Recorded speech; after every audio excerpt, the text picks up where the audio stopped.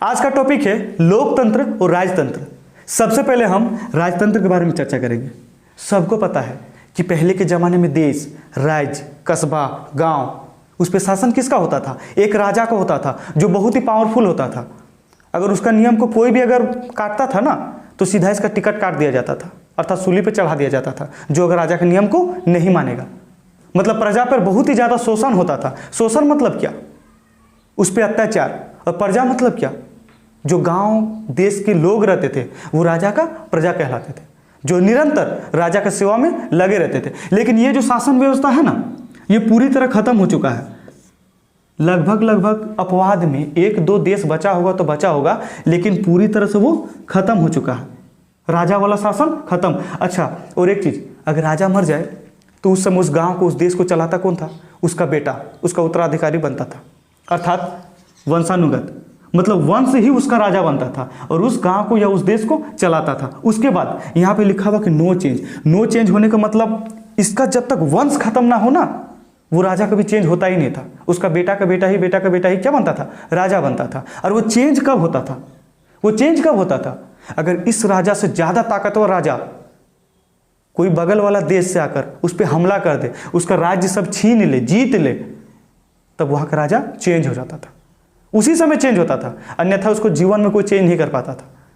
अगर आप उसके खिलाफ में जाके बोलिएगा ना कि राजा मेरे 1 रुपया खा गया, तो सीधा उसका मंत्री को बुलाएगा, सेना को बुलाएगा कि दो इसको 1 रुपया, छाती में 1 गोली देगा, सीधा सूली में पहुंचा देगा। आप कहिएगा उस समय देखिएगा कि आप ही गए हैं सबसे पहले शिकायत दर्ज करने के लिए और आप ही को सूली में चढ़ा दिया है। और आपका जब आत्मा होगा ना, पीछे देखिएगा सारा प्रजा जो आपका सपोर्टर था सब गायब हो गया। ये होता था राजतंत्र में। मतलब पूर्ण रूप से शोषण होता था, ज़्यादा से ज़्यादा 99%। तो क्या आप उस राजतंत्र में रहना पसंद करेंगे? नहीं ना। अब देखिए, कहा जाता कि राजतंत्र में शक्ति किसके पास रहता था?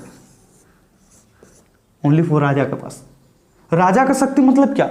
उसके पास लाखों भरी सेना होती थी, मंत्री होता था, एक से बढ़कर एक दिग्गज पहलवान होता था। जहां कुछ आप उसके खिलाफ शिकायत लेके गए या उसके नियम को नहीं माने तो आपको सीधे उठा के राजा के दरबार में पहुंचाया जाता था। इसका बाद राजा आपका कर्म क्रिया करता, जो आपको दंड देना है वो दे देता।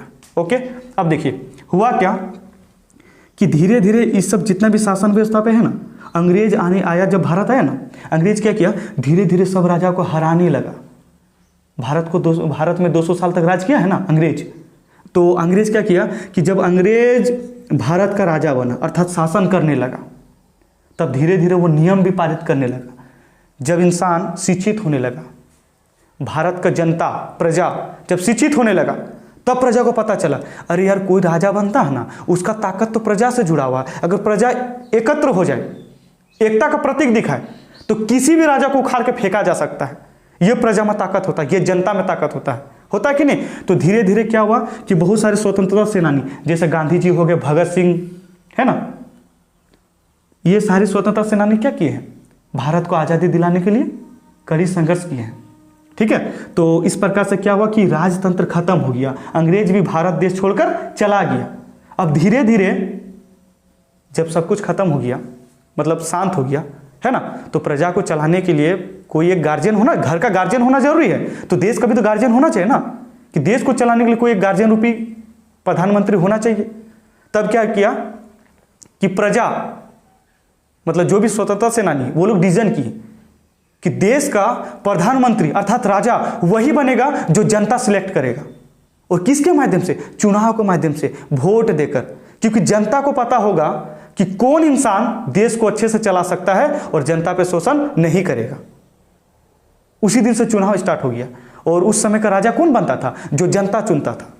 और वो राजा अगर ज्यादा उपद्रव होता था या जनता पे शोषण करता था तो प्रजा के पास ताकत भी होता था उसको उसका सत्ता से गिरा देने का। फिर दूसरा राजा बनता, मतलब दोबारा वोट होता और फिर उसको राजा बनाता। और इसी शासन व्यवस्था को हम लोग बोलते हैं लोकतंत्र। मतलब लोगों द्वारा चुना गया राजा अर्थात प्रधानमंत्री, उसको बोलेंगे क्या? लोकतंत्र। ठीक है, अब लोकतंत्र को बोलेगा कि किसके द्वारा चुना जाता है वहां का राजा को, अर्थात प्रधानमंत्री को, लोगों द्वारा, प्रतिनिधियों द्वारा। ओके, और कितने साल के बाद यहां पर राजा चेंज होता है? 5 साल के बाद, अर्थात 5 साल के बाद इलेक्शन होता था, प्रधानमंत्री अगर सही काम किया फिर से उसको दोबारा प्रधानमंत्री, सब इंसान उसी को वोट देगा। अगर खराब काम किया फिर दूसरा प्रधानमंत्री सिलेक्ट करेगा। अगर वो अच्छा काम नहीं किया तो तीसरा सिलेक्ट करेगा। लेकिन कब? 5 साल के बाद। अगर 5 साल के बीच अगर कोई सरकार अर्थात राजा चला ना पाए देश को, तो जनता क्या करता था? विरोध कर कर, आंदोलन कर उस राजा को गिरा भी दिया जाता था, अर्थात प्रधानमंत्री को उस अपना पद से इस्तीफा देना पड़ता था। ठीक है, अब देखिए, शक्ति अगर पूछा जाए कि लोकतंत्र में शक्ति किसके पास होता है? लोगों में निहित। लोग चाहे तो कहा जाता है ना कि लाख दिग्गज इंसान आ जाए, उसको नीचे धरती पे लाने के लिए किसी का बाप नहीं रोक सकता है। एकता ही सबसे बड़ा बल होता है, ये सबको पता है। ओके, और चुनाव कब होता था? 5 साल बाद। अब इससे हम सारा क्वेश्चन करेंगे और एमसीक्यू भी सारा करवा देंगे, लेकिन उससे पहले आप लोगों को क्या करना है? तैयारी करना है। ओके, और रिवीजन कर लेना।